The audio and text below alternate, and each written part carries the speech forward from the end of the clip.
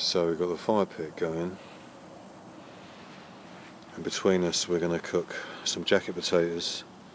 I've got some vegetables there in the bag there that's been pre-prepped: cauliflower, broccoli, carrots, onion, potatoes, and then some special handmade from my butchers. Not me, my butchers, but a local butchers that I sometimes use.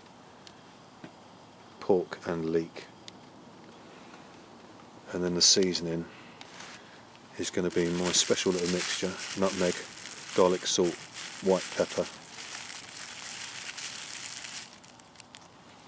stock cubes, and then just some thickening gravy granules, which is all going to go in the 1.6 litre saucepan, and they're going to go on once you get some coals spread out. That Matt and Dave have really made the fire rip-roaring, nice and warm,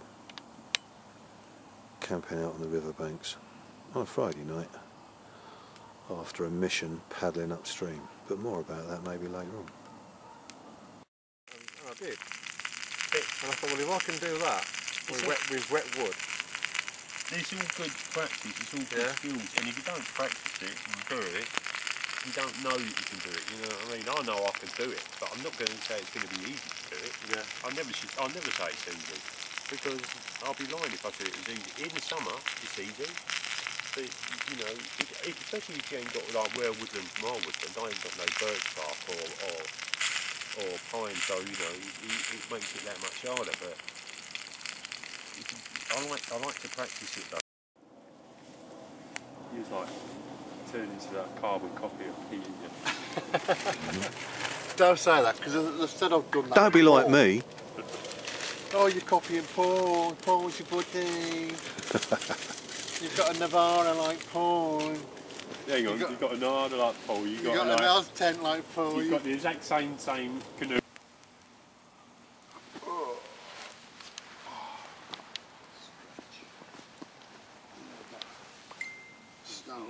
Sausage casserole. Yummy. Yummy. Not heard that for a while, Pete.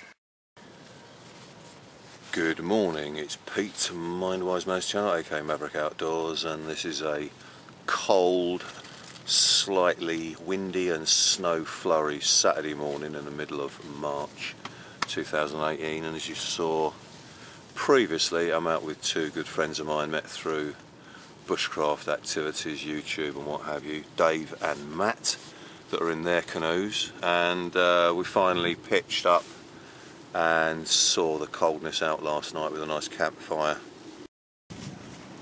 which from where I'm sitting, where I was sleeping last night under my tarp, is the view's blocked by that little bit of plastic, which is actually a windbreak, because the wind is blowing in from my foot end the direction you can see now, and I was getting a little bit of collection of the snow around this area. So what I did, I had to lower the profile so the tarp is just slightly above my head, so of course it's more of a protection against the wind and any little snow flurry that might come through.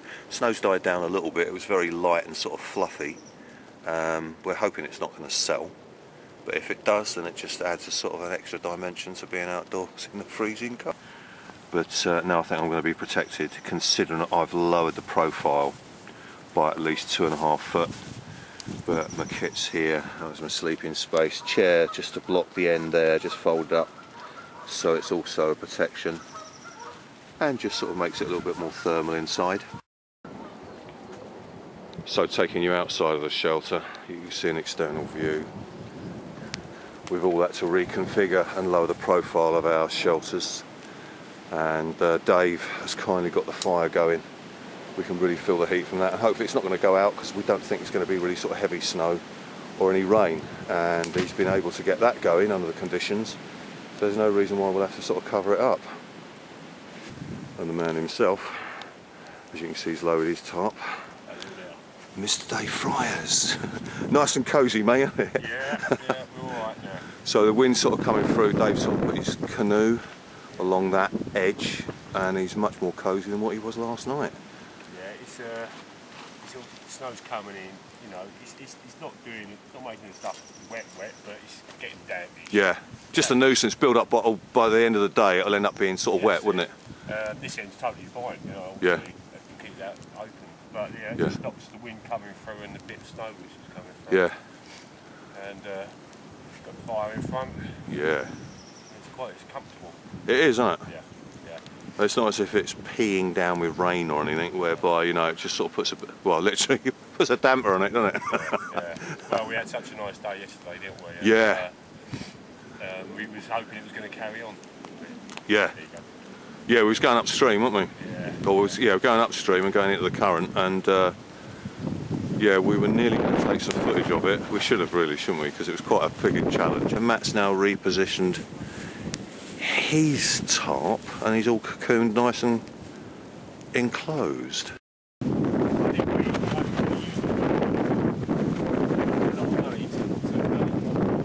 There's a man himself, Matt, who's just reconfigured. Just come out of his little chrysalis of a basher. Down jacket, yeah? Ooh, cosy, cosy.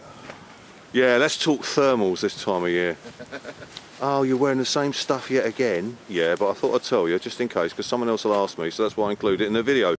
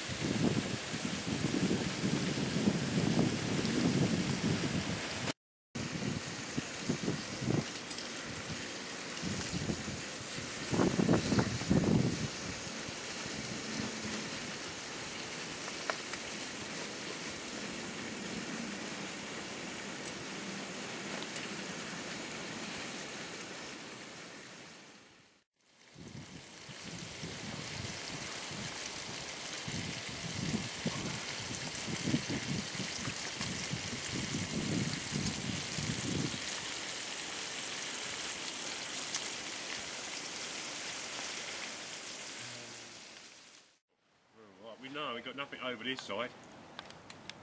Got nothing like that over here. No, I'm just looking at the old football grounds.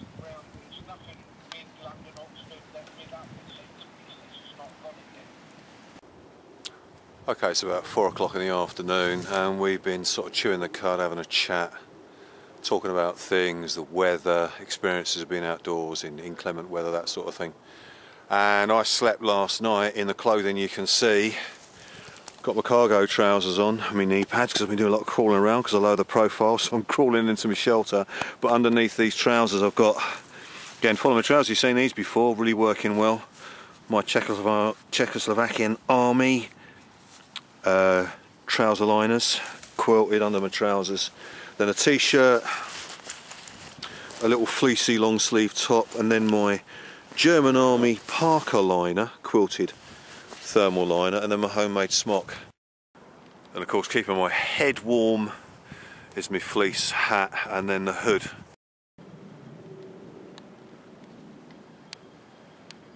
Calculated challenge. When we put in yesterday the flow of the river, we were having to paddle upstream, so again, you know, safety primal importance, but we were having to navigate upstream against this current. So sometimes we had to sort of diagonally go across so the current broadsides you, rather than actually going straight into it, which of course, you know, you've got that resistance. If you imagine that's the direction you're paddling, and then the flow of the water's coming towards you, and then when it's really coming into you, is actually going for an eddy point, which is normally on the internal curve of the river, where there's a little bit less dynamic movement of the water, but at least going sort of diagonal, it makes the resistance a little bit less to then get to your point, and then you'd be going along part of the bank or where there's less of a flow coming into you.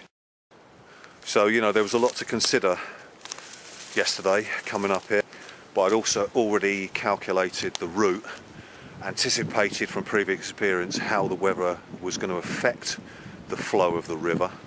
Where we were going to put in originally, we didn't, because we knew it would be even more difficult to actually return back upstream. So we came to a further point where if you think of it, the flow was actually not as forceful. So then going into that part of the flow of the river, it was less forceful. When we return tomorrow, if the weather's going to be inclement, it's not as if the water table would create more of a dynamic flow of the river current and then make it safe for us to actually paddle back with the stream. So all we can do is just sit back, use the paddle blade as a rudder and just let the water take us, which will be a compensation considering the effort that we put into getting up here yesterday. So again, just another example, you know, safety is always primary importance. But again, calculated challenge, so from experience you know what you can anticipate to come across. But if it had been any worse than this, then we'd have probably changed arrangements and gone into the woods or something and not canoed. So Dave has lowered his profile, adjusted it a little bit, and as you can see along that far end where he's just breaking some firewood, he put his canoe, because the wind is actually blowing this direction towards us. So it's got sort of crossing into where we are sort of having our communal area. But you can also see Matt's configuration. He's sort of adjusted it. So he's got a bit of opening towards the fire, but he's actually slightly lower than where the wind is going over the top of our heads. So he's got a nice little cocoon space there, which is really cosy. Then of course the aspects from Matt's setup, my one just through there, lowered the profile. So I can sit up on the floor, but I can't sit up on the chair. But that's just protecting me because I was getting a bit of influx of snow this morning because it was too high. Oh, look what we got here. What is that? Pain au chocolat. Oh, notice the accent. Pain au chocolat. Oh, that feels nice and scudgy. Oh no. Okay, folks, I need to take a break because I've got to get this down my throat. Yeah, chocolate and pastry. Bring it on.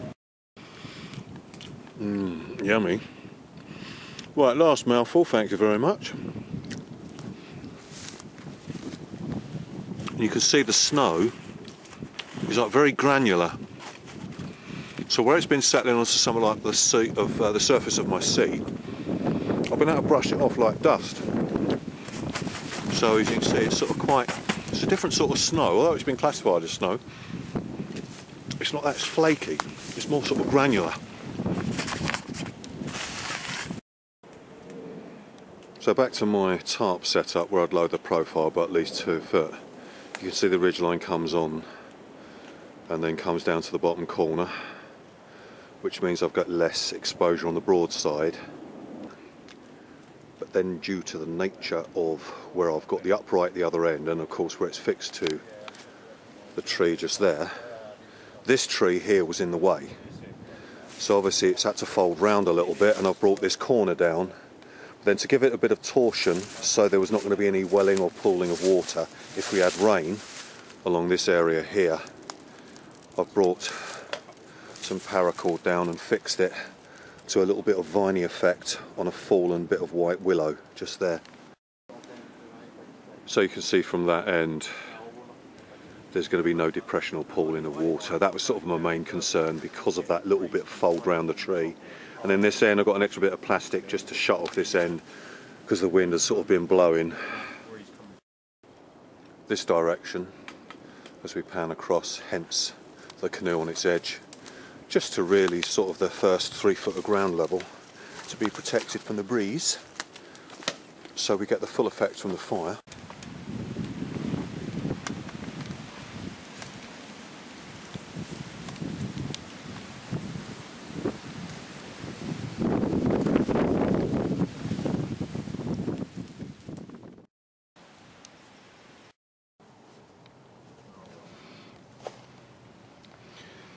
Okay, as I say a lot of the time, if you follow my travels, you get used to some of the kit and the nature to how I practice my outdoors activities. But normally I have a little, what I call a food bag, which I think is a French Army respirator bag, really nice and sturdy. I got one from Bushcraft Show a few years back, it was only £2.50.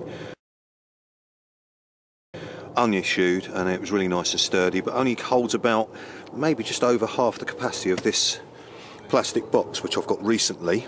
I've got 4 of them, mainly for my prep stores, or maybe to seal up and actually bury a cache for future locations on different areas that I might camp out.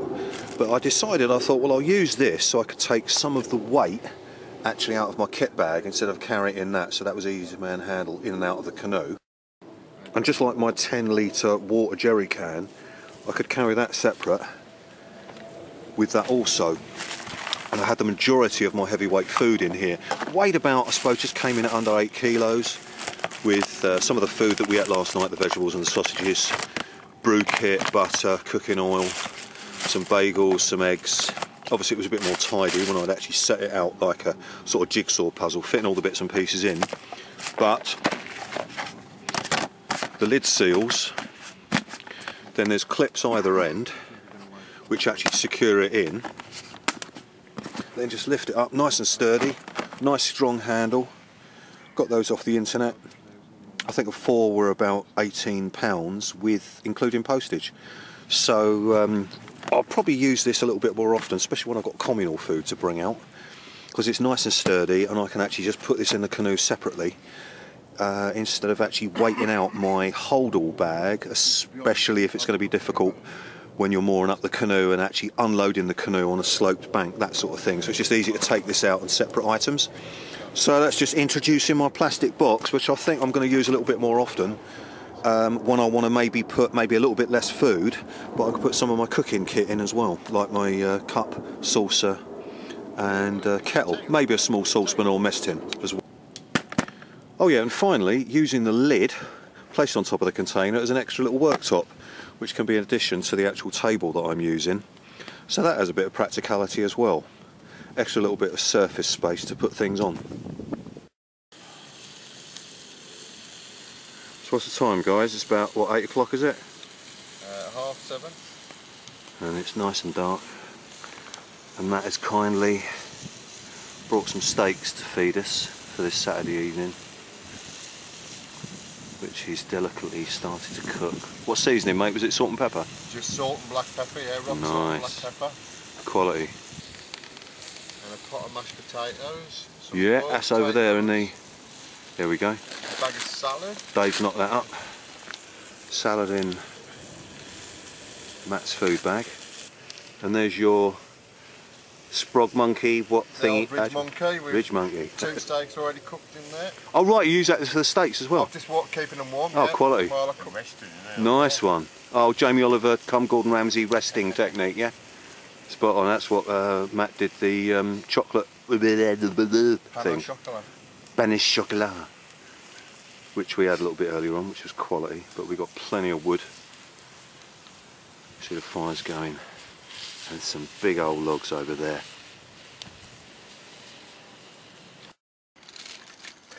So with much gratitude to Matt, who's cooked us our dinner tonight, a bit of mash, tinned potatoes, but then fried up with some seasoning, the steak, salt and peppered, a little bit of salad. We've got the remnants of the fire just bubbling away and burning and bubbling away. Sorry, I'm thinking about the river bubbling away with the current.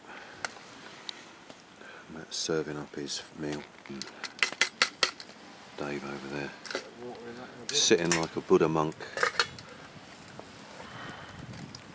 having his scoff. Don't get much better than this, folks, even though you can see the snow flurrying in front of us. Sub-zero temps. It's what it's all about, if you like hardcore outdoors.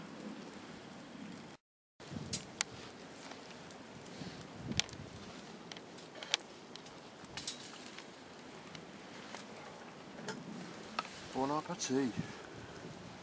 Thanks, Matt, much appreciated, mate.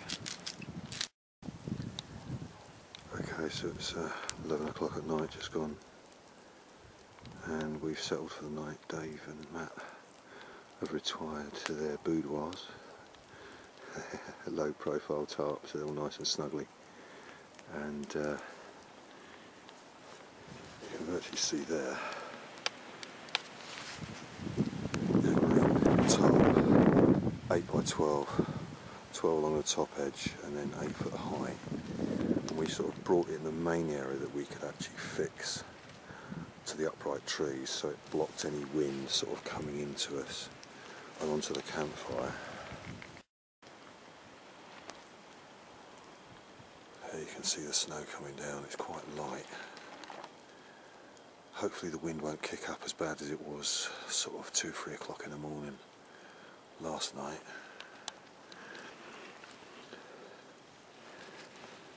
And obviously you see, obviously I lowered the profile previously so to stop any blown snow ingress into my foot end, which could have actually gone into halfway along the length of my footprint inside. So that's actually sort of blocked it off, which has done the job. And it's just pegged down, and also just weighted down with my gloves. And then the folded chair, what I'm going to do, you can see the folded chair there, but with the legs, I'll bring that as a support. And probably because the wind is sort of coming this diagonal, it's blocked from this little bit of drop sheet. But then I think just in case it ingresses in this way, I'll put the chair there, and it's not important if it gets damp. But at least it will block, so as you can see, my sleep space, where I've got the sleeping bag, mats and everything folded up ready to retire in a moment. So I'll be safe and snugly from any snow ingress, and we just hope the wind doesn't really kick up strong. But it's got a feel in the air that it probably won't. It'll be a bit of a cool breeze for the rest of the night. And then this light snow, which obviously we'll contend with in the morning when we wake up. Have a quick snack, strike down camp, and then get back on the waters to go downstream, which will be a little bit easier. So in a moment I'm going to retire to my boudoir basher.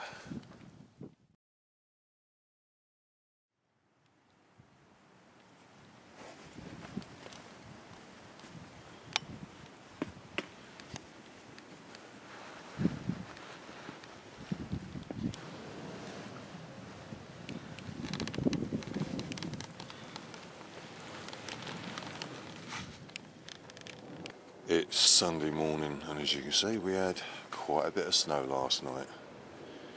Had to shake it off the slants of my tarp about 3 times during the night because it was sort of sinking down. A few gusts of wind sort of wake you up, and adjusting yourself, and then maybe getting a bit uncovered from the sleeping bag and getting a bit of a chill along your leg. So yeah, it was a reasonable night's sleep considering the conditions. Dave got up a little bit earlier. It's coming up to about 9 o'clock now, but he's struck down his pitch, started to get his canoe ready, and Matt's just coming to underneath his tarp. As you can see, it's quite snow laden. We had to do the same thing, shake some of the snow off, but obviously there's more surface for it to gather along the bottom long edge, whereas mine, obviously I've got the gap where it just sort of fell down and made this ridge along the side here. But we're hoping the snow now is going to lay off. As according to the Met Office last night, it's going to be sort of sub-zero temperatures. There is going to be a few gusts of wind coming from the east and northeast. So we'll be paddling into that, although we'll be going with the flow of the river. Sort of have a plan of action, which is basically taking the same journey back. But we've got to be careful of the rifts of the water. Doesn't take us slightly off course and things like that. And that journey back is going to look a little bit different, not necessarily, well, yeah, scenic, because it's going to be white out all over the ground. No blue sky, no sunny weather, total sort of opposite as if we've had a time warp and either sort of gone backwards into a Siberian type winter, which obviously this is where this weather front has come over the past few weeks, and again we've been hit with it this weekend. It's come from the sort of Siberian area and northern Europe, so of course it's going to naturally take a cold front to it. But anyway, enough of my weather forecast. Stove on the go, make a really hot drink, and I've got a bagel bread roll in there which I'll probably butter and just have a cold tin of beans. I don't want to sort of spend time cooking and all that. We want to get sort of struck down and on the move as soon as possible, but then just dose myself up with a load of carbohydrates, biscuits, until I can't eat anymore, and that'll give me the energy to paddle back and also sort of fend off the cold weather affecting you. So you can see the earthy footprints of where we were. Final thing to take to the bank is the canoe.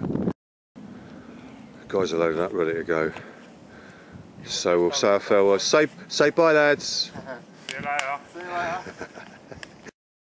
So at this point I'll say thanks for watching. I really appreciate your interest, joining us in this cold and wintry, although it's supposed to be the beginning of spring, little activity outdoors. Bit of a shorter video than normal, but just sharing with you the aspect of sort of coming out with a calculated challenge.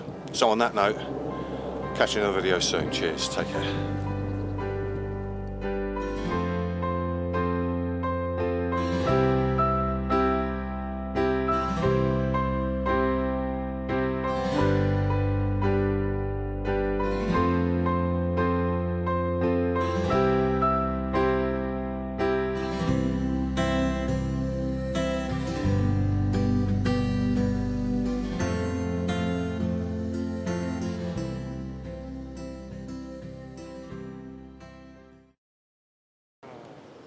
Nothing to this canoe in place. I know. Eh? It's just let the stream take you, you lazy pet. Freehand.